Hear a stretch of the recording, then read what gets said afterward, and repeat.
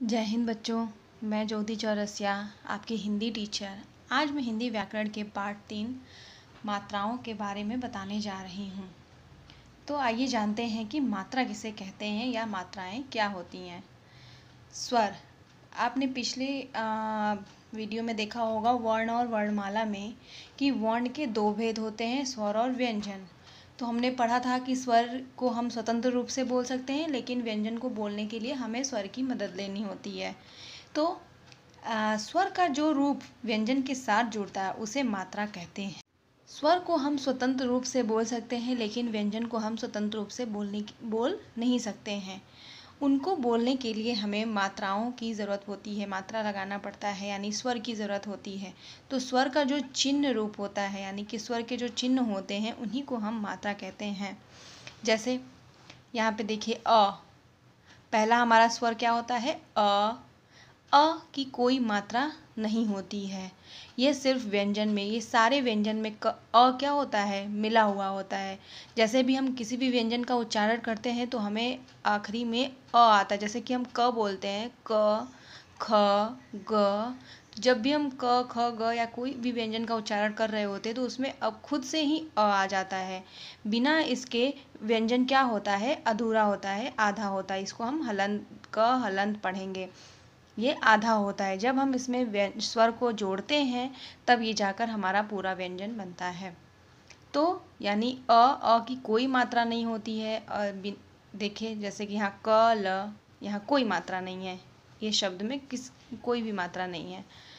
दूसरा हमारा स्वर है आ की मात्रा आप देखिए ऐसे होती है, क हलंत प्लस आ मिलाकर बना हमारा का काम, नाम, दाम इत्यादि।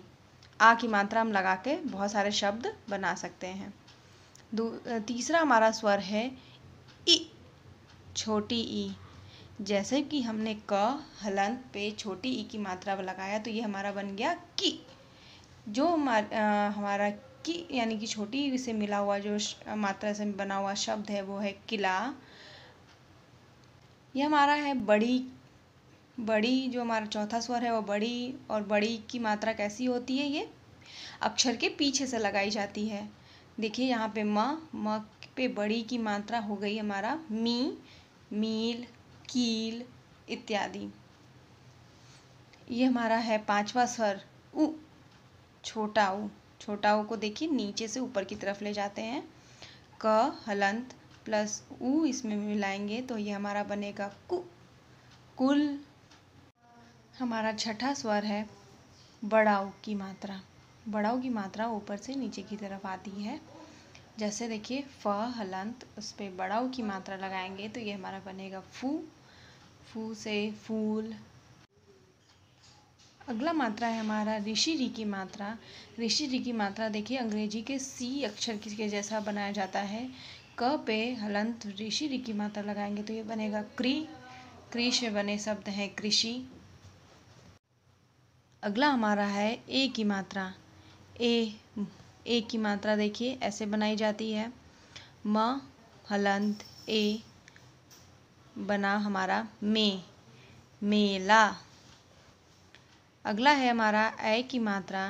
ए की मात्रा में देखिए 2 डंडी होती है ऊपर, क हलंत ए, ये हमारा बना कै से बना शब्द है कैदी।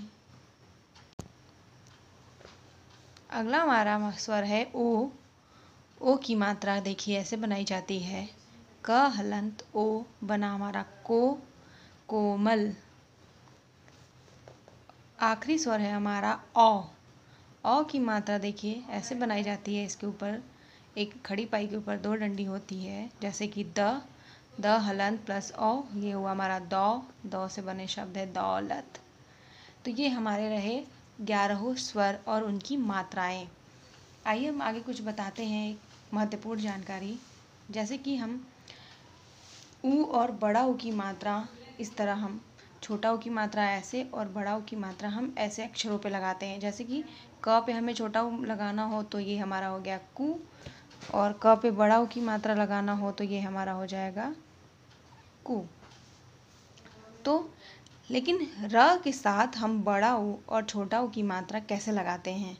र के साथ हम बड़ा ऊ छोटा ऊ की मात्रा ऐसे और बड़ा ऊ की मात्रा ऐसे रू नहीं बना सकते। ये क्या है हमारा? गलत है। र के साथ हम छोटा ऊ की मात्रा ऐसे रू, इसका बना शब्द है हमारा रुपया, और बड़ा ऊ की मात्रा र के साथ बड़ा ऊ की मात्रा हम ऐसे बना सकते हैं, इससे बने शब्द है हमारा रुमाल।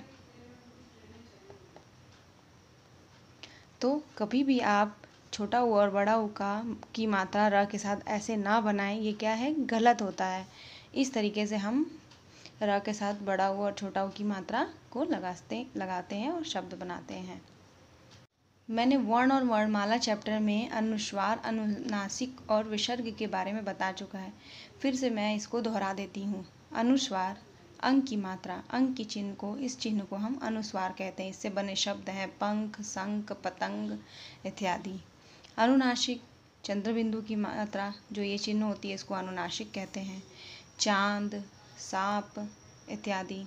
और विसर्ग की मात्रा यानी इन दो बिंदुओं को हम अक्षर के बाद लगाते हैं, इसे हम विसर्ग कहते हैं, जैसे प्रातः, नमः इत्यादि। तो आज आपने इस वीडियो में स्वर और उन मात्राओं के बारे में पढ़ा। मैं आशा करती हूँ कि आपको ये सारे जो मात्राएं हैं आपको अच्छे से समझ आ चुकी होंगी। धन्यवाद।